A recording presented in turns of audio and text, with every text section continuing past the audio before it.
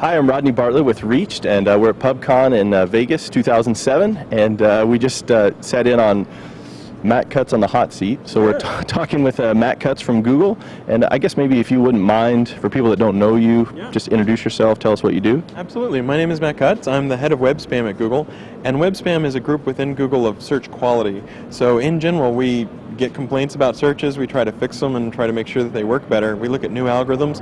So my specific job is when people try to cheat, we find ways to make that stop and make it work in scalable and robust ways. But we get up in the morning and think about how can we deliver better search results every day. Cool.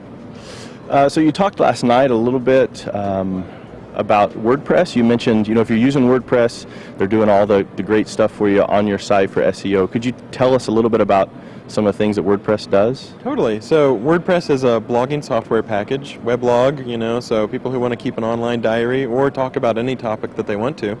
WordPress is open source, which is a really nice feature because you can download it for free, you can install it on your own server, and then you can find a ton of plugins. Since it's open source, people love to hack on it. The greatest thing is the latest version of WordPress that just came out recently is WordPress 2.3. And what that does is it pays attention to sometimes if you write a blog, you end up with the same blog post in 3 or 4 different places. P equals and a post number or, a permalink here. And WordPress 2.3 tries to take all of that and put all the posts in one spot. And what that means is they're doing all the work, and for free, you're getting software that's made to do SEO pretty well. So it's like deals with the duplicate content issue and... As much as you can. There's always the case where you can say, okay, here's the content for October, and then here's the content for October 20th. And so you can, in theory, still have an entry in different places, but it's still much, much better than it was before. Cool. And one of the things that we hear a lot is, and we try to teach people in our courses, that content is king. Provide relevant content to your users. Don't write for the search engines, but write for the people who are doing business with. So that's kind of what we try to teach. What's kind of the next big this is the other big SEO tip that you would throw out there? Excellent. Yeah, good question. So one of the things I would definitely recommend is think about what a user is going to type. A lot of people, if you're in a medical area, you know what the right word is. But suppose you're going to target USB thumb drives, right? Some people are going to type flash drive. Some people are going to type thumb drive. Some people are going to type USB drive.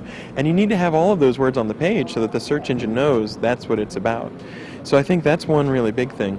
Another thing is, make sure that you offer some useful service. We had somebody that was doing a language translation site, and they were wondering, why don't I rank #1? And so I checked out their site, and it was literally just like a brochure, like 5 pages, contact us, about us, this is what we do. And I looked at who the #1 site was, and the #1 site was talking about Japanese to English translation, and it had a little mini tutorial. Here's how you can write your name in Japanese, what's the difference between katakana and hiragana, and all these really neat facts. And so there was a compelling resource there. There was a reason why people would come back to it and talk about it. And it wasn't just, here's our company, here's what we can do for you. Thanks, that was good. So small business owners, they're totally new to this. They're not sure what a title tag is or meta tag, so all this stuff seems overwhelming. What would your advice be to kind of jump into this SEO, search engine optimization world? Yeah, it can be confusing, it can be a little scary, but don't be scared. I mean, the more time you spend on it, the better you get. And I've seen that happen with AdWords. People who buy AdWords the first day, they'll make mistakes. That's a natural thing. But the more time you put in on it, the better and better you get. And it's the exact same way with SEO. So, for example, there's all these free resources out there. There's good forums where you can find out more information. You can also use Google Webmaster Central, which is at google.com/webmasters. And what you can do is you can register to prove that you own a site, and then we'll give you all kinds of stats. The queries you're showing up for, the clicks that people are doing. You can test out your robots.txt, which is like a no trespassing electronic sign. And some people accidentally forbid every search engine from visiting their site. And then they get angry and say, well, why didn't you crawl and index me? And so we have these sort of tools and checkers to help with that. And Google has a lot of free resources. We have what's known as the Local Business Center, where if you have a brick and mortar business, suppose you're a florist and you're on, one corner of a hometown, you can tell us your address and show up for free in Google Local and Google Maps. And that's, you don't have to pay for inclusion, there's no recurring charge. That just helps us because we can return better search results. And it helps you, the small town business owner, because you can be found by people who are searching for your business. Could you talk to us about that Google Maps thing, especially for the search results? So sometimes the map shows at the top with the top 3, and then there's the regular search results.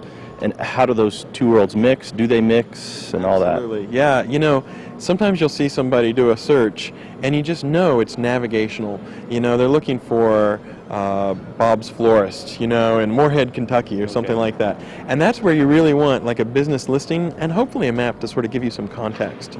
And then if somebody's just doing a search like Best Florist, well, then they weren't necessarily looking for somebody who had a business name of Best Florist or something like that. So we have very interesting algorithms where we try to predict, are they looking for a specific name of a business, or are they looking for a local business and maybe they don't know the name, or are they just sort of doing background research right now? And people can't change those algorithms. That's sort of Google's prerogative to tweak things to be more relevant, but you can register, make sure that you have your business name and your address on your web page. All those sort of things just really help. Okay, cool. Thanks. Just a question too here about the webmaster tools that you mentioned. We try to encourage people to set that up, and the sitemap especially. Could you talk about the importance of a sitemap and what that does? Yeah, so a sitemap can tell Google, hey, these are the URLs that are important to me. You can even set a priority in your sitemap file. But most importantly, when you're first starting out, you might not have a lot of links. And so we might not crawl your site very deeply. And so if you have that sitemap, you're at least telling Google, hey, I've got 20 pages and these are what the URLs are. Now, it's not a guarantee. We don't say, if you give us these sitemaps, we promise we'll crawl these pages. And you can immediately see where a bad guy would like make 1,000 domains and he'd submit sitemaps for each domain. So we can't guarantee it. But we do try to say, you know, let's see how many pages we can get from this domain. So it absolutely cannot hurt your site to do. It can only help, and hopefully help more and more over time. I know this isn't maybe your area, but Google Base. Yeah. We work a lot with real estate agents, and in Canada, you know, Google Base doesn't show on the search results, but in the States it does.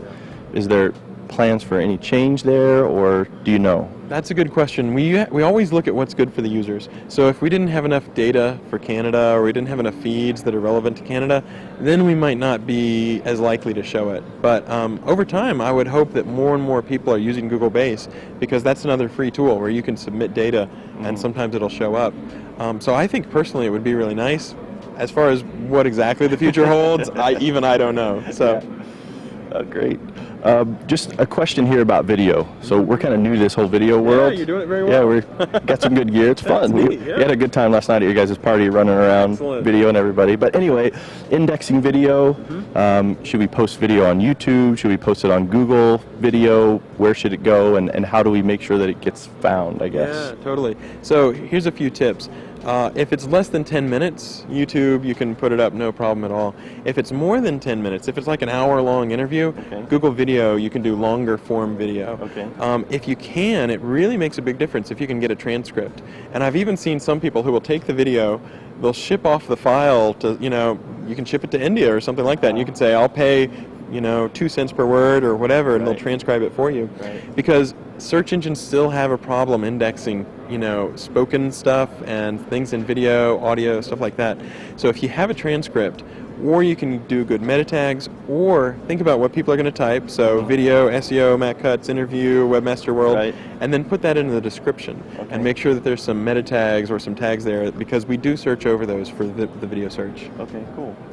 I guess one last question about indexing, and when we teach people, we try to talk to them about in your navigation, you know, having maybe CSS or using bulleted lists so that your navigation throughout your site is really crawlable, as opposed to Flash or JavaScript. Could you kind of comment on that? Yeah, absolutely. In general, if you sort of take like an old version of Netscape, like Netscape 4, or there's even text browsers, so like Lynx is a good one, and you look at your website in that, that's almost what your website looks like to a bot. And so if you've got Flash or if you've got JavaScript, it can be kind of hard to interpret all of that and to find the links. Now, I personally, I'm a little biased because I work at Google, but personally, I think Google does a very good job of pulling those sort of links out of JavaScript and stuff. But you got to think about every search engine, because, you know, what if 5 years from now, Gigablast or Exalead or Turbo 10 or all these other search engines are popular, and every search engine has to do extra work to be able to crawl that JavaScript, crawl that Flash. So the easier you can make it for any search engine, the more simple, that just makes it that much more likely that you'll be crawled. So the advice that we give is, if you've got a page, have Flash as the decoration, you can have lots of good Flash that's interesting, but have the navigation be in HTML, and that way the bots can crawl everywhere. Cool. Good deal. Great. Yeah. Thanks a lot for your time. Yeah, it was a lot of fun. Good to Thank meet you very much. Sure.